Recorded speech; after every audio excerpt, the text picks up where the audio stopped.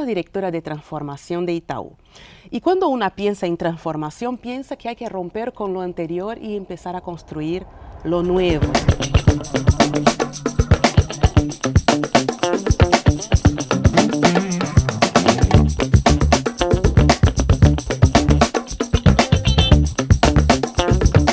Florencia, muchas gracias por esa entrevista, por ese espacio, por ese tiempo que no tenés, pero que hiciste para nosotras. Bueno, vos sos directora de transformación de Itaú.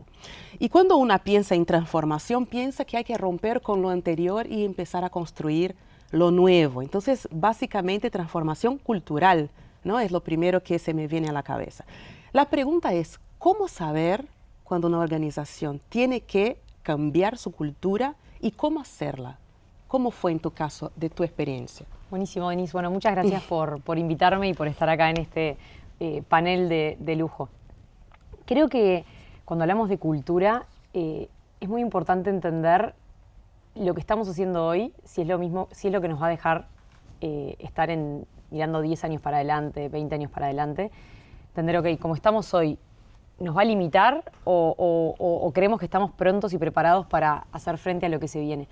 Y muchas veces esa pregunta puede darnos algunos matices, respuestas para revisar y preguntarnos si tenemos que cambiar algo, ¿no? Y no necesariamente quiere decir con cambiar con lo que había antes, con una connotación negativa de que lo del pasado o la historia de alguna manera tenía algo incorrecto, sino que muchas veces nos trajo hasta donde estamos hoy, pero esa revisión va a hacer que podamos hacerle frente a lo que viene, ¿no?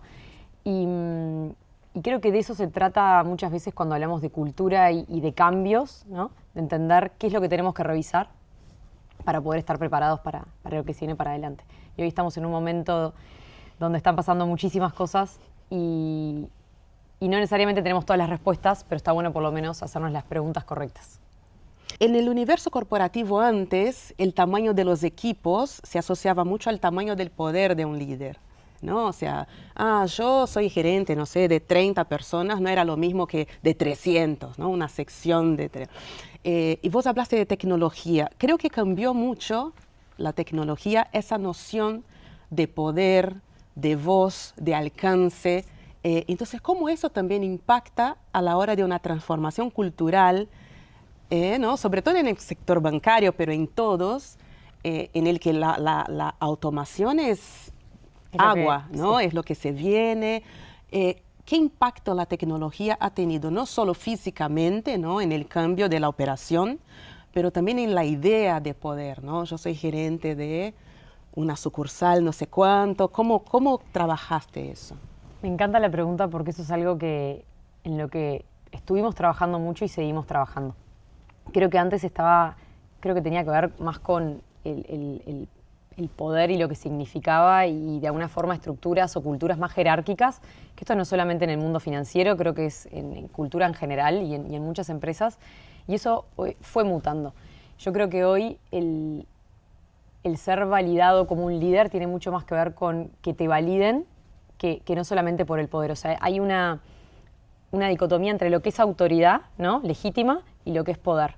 Y hoy yo creo que quienes intentan simplemente por el hecho de tener poder hacer que tus equipos te sigan, yo creo que muchas veces eso cae y termina fallando.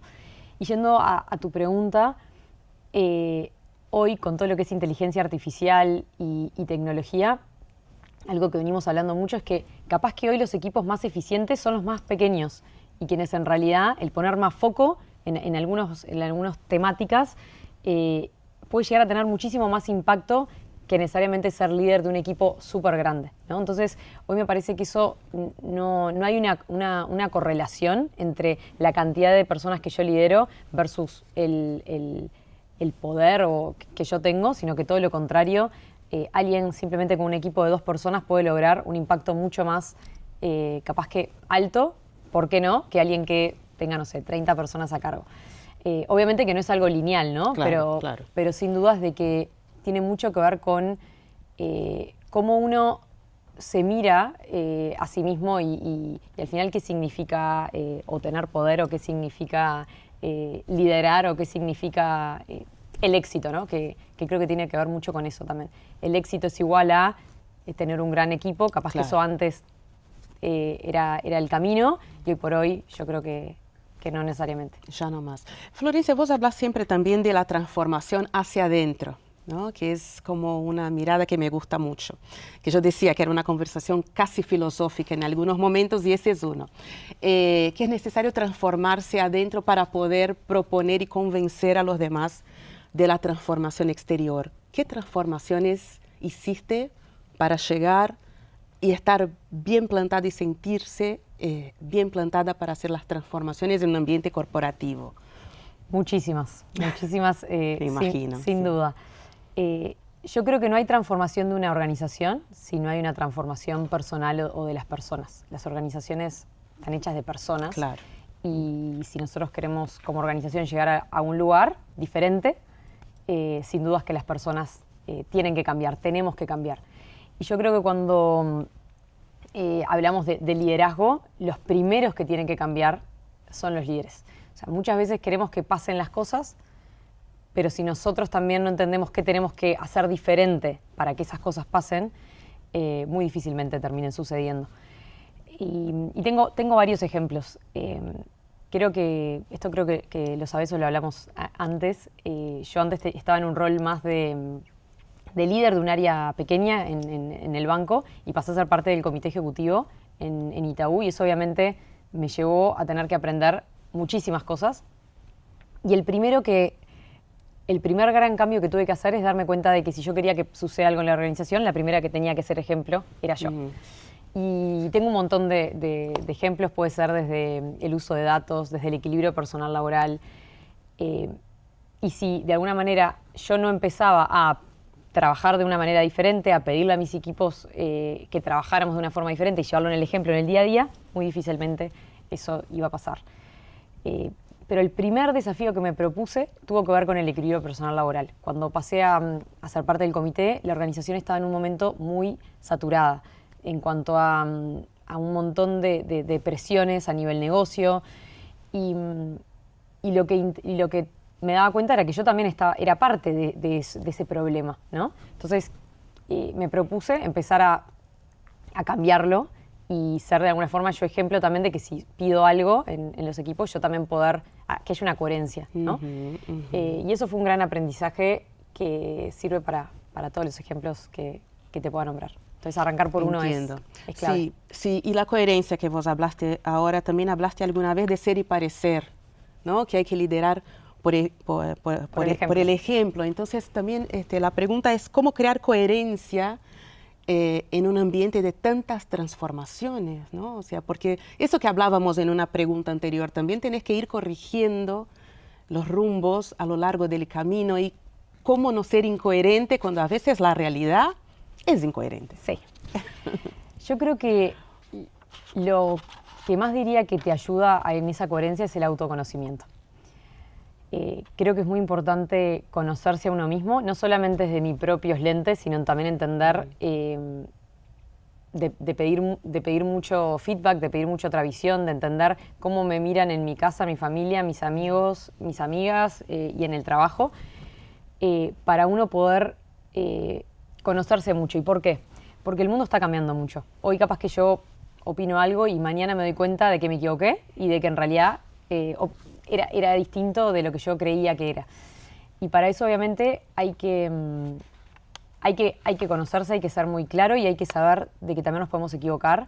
Y creo que ahí el ser de alguna forma, cuando hablamos de autenticidad, ¿qué es? Yo creo que es ser verdadero y no mentirse. A veces veo, esto lo hablo mucho con los líderes en el banco, de que no tenemos que actuar de que somos de tal manera, o cuando uno tiene como... hay algo adentro de uno que te muestra si sos vos o no sos tú, y cuando hay algo que te está mostrando que no sos tú, es porque ahí hay algo que no está bien.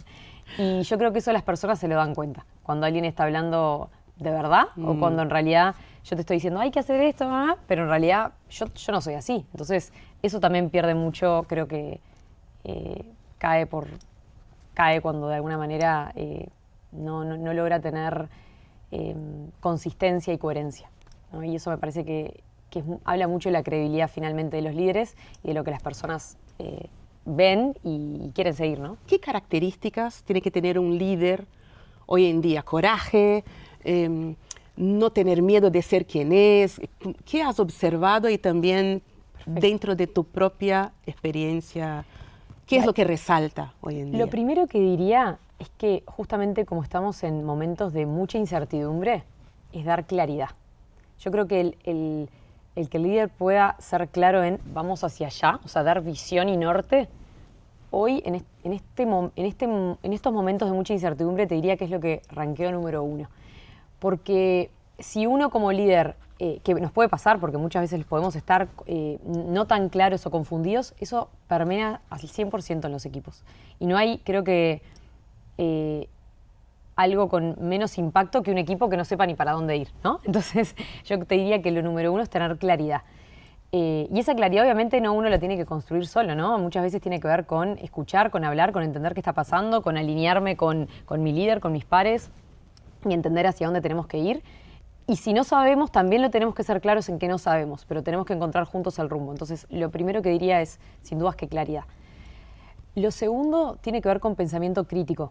Hoy la inteligencia artificial, mirando el lado positivo, está trayendo muchísimas, nos está acortando muchos caminos, está trayendo mucha información, Ahora, nosotros como líderes también tenemos que tener pensamiento crítico frente a lo que ya la inteligencia artificial o nuestros equipos que están empezando a utilizarla nos traen, ¿no? Entonces, creo que ahí es muy importante el poder seguir teniendo esa claridad de, ok, con la data y con los datos, hacia dónde tenemos que ir y qué es lo que tenemos que construir.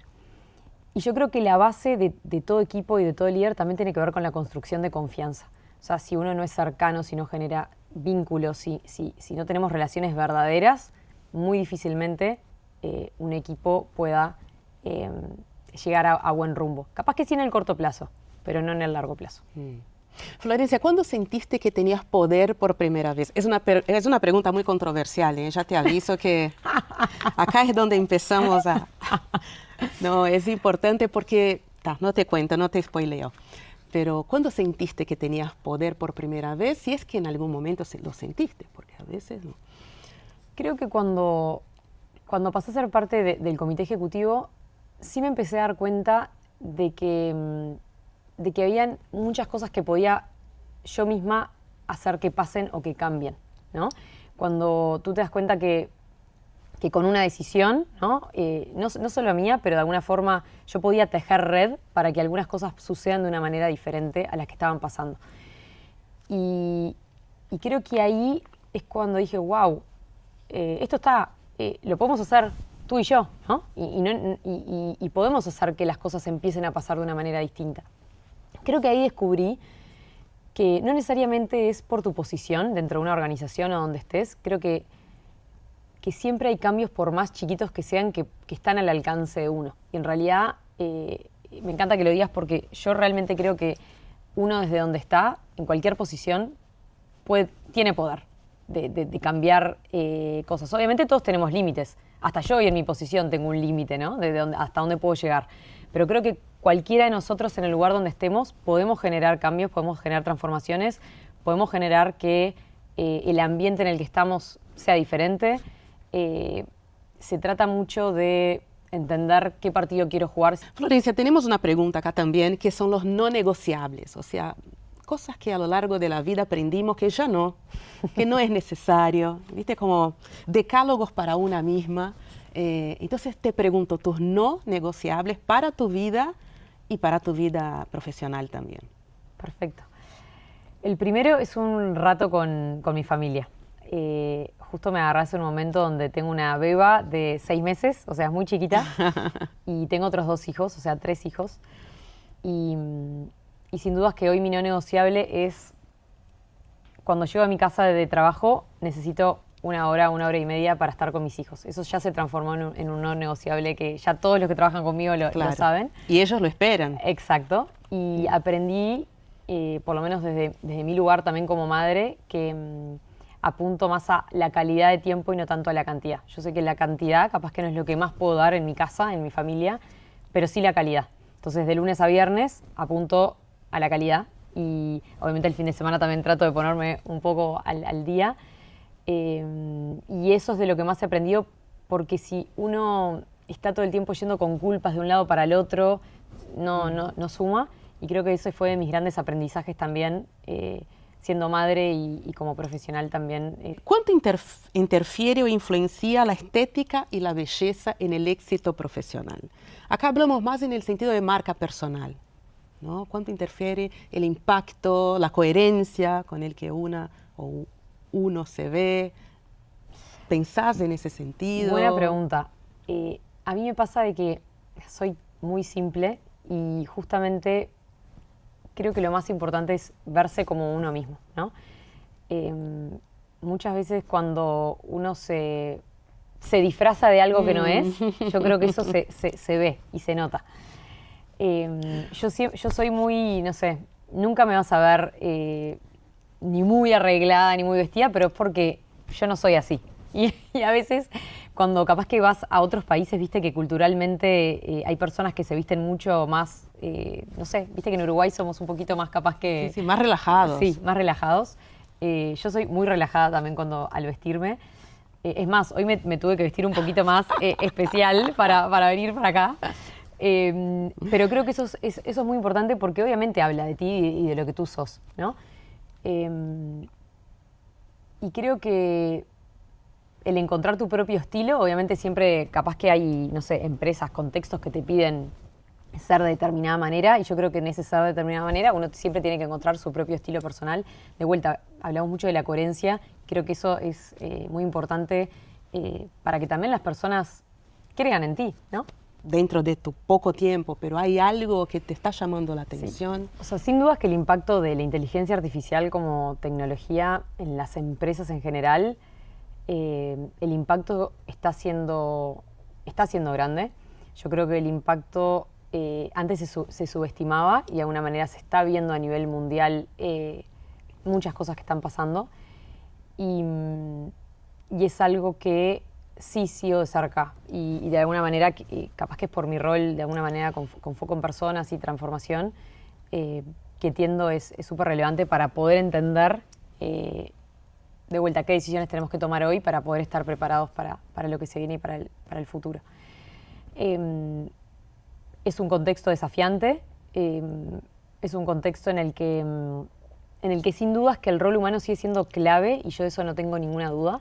Ya hemos vivido a nivel de la historia un montón de revoluciones y un montón de cambios y creo que este es uno más, capaz que viene más acelerado de lo que creíamos, pero entiendo que el factor humano, y esta pregunta creo que me la hiciste antes, cuando hablamos de tecnología, no podemos hablar de tecnología sin la parte humana. O sea, casi todos los cambios tecnológicos, lo que tienen el techo, está en la parte humana y en las personas. Entonces, creo que somos nosotros quienes seguimos de alguna forma poniéndole ese pensamiento crítico, entendiendo qué es lo que queremos hacer con las herramientas y con la tecnología, y por ende somos nosotros quienes le ponemos ese rumbo a la tecnología, para qué la usamos o para qué no la usamos, ¿no?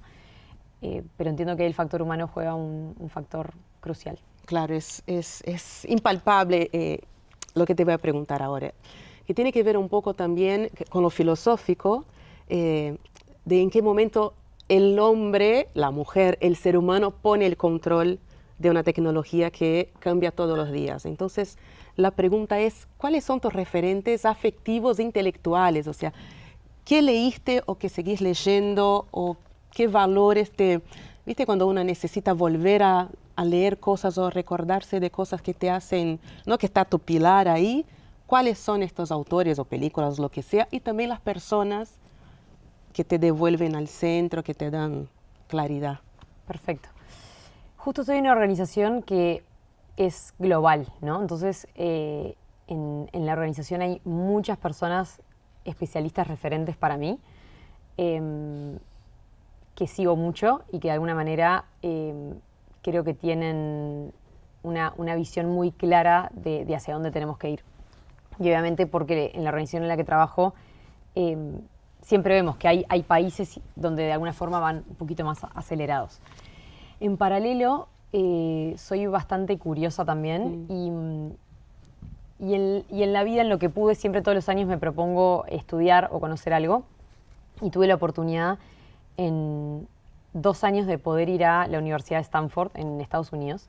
Y ahí conocí profesores impresionantes y generalmente también vuelvo a leer libros de ellos, a leer una nota que saquen a nivel digital, a entender qué está pasando y generalmente me nutro mucho de ahí también. Y últimamente capaz que lo que más leo tiene que ver con innovación y con cambio en las empresas para poder tener una visión un poquito más amplia y para poder nutrirme de ahí. El último libro que leí, en realidad no fue el último, pero uno de los últimos que leí, se llamaba, lo escribió la consultora Bain & Company, que se trata sobre el tiempo, la energía y el talento en las organizaciones. Y cómo esas 3 cosas, el tiempo que dedicamos a tomar decisiones o a implicancias, la energía que también nos llevan las cosas y el talento, pero cuando esas 3 cosas se unen para ser lo más asertivo posible, las organizaciones pueden ir a otra velocidad. Vuelan, y no sí. siempre lo más rápido, ¿no? Exacto, exacto. Florencia, para terminar, ¿cuál es el mejor consejo que te dieron en la vida? Ahí vale todo, personal, profesional. El mejor consejo. El mejor consejo. Un gran consejo que me dio mi padre una vez es que yo soy muy acelerada y hablo muy rápido también y voy muy rápido por la vida. Y es que a cada persona le dedique el tiempo como si tuviera todo el tiempo del mundo.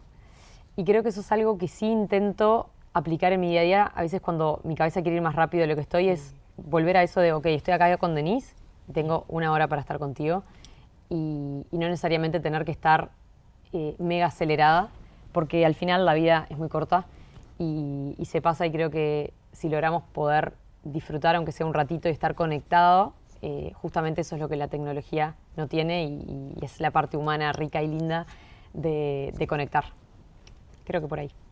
Muchas gracias. No, gracias a ti. Ya pasó. ¿Cuánto tiempo pasó? Fue flash, ¿no? Fue flash.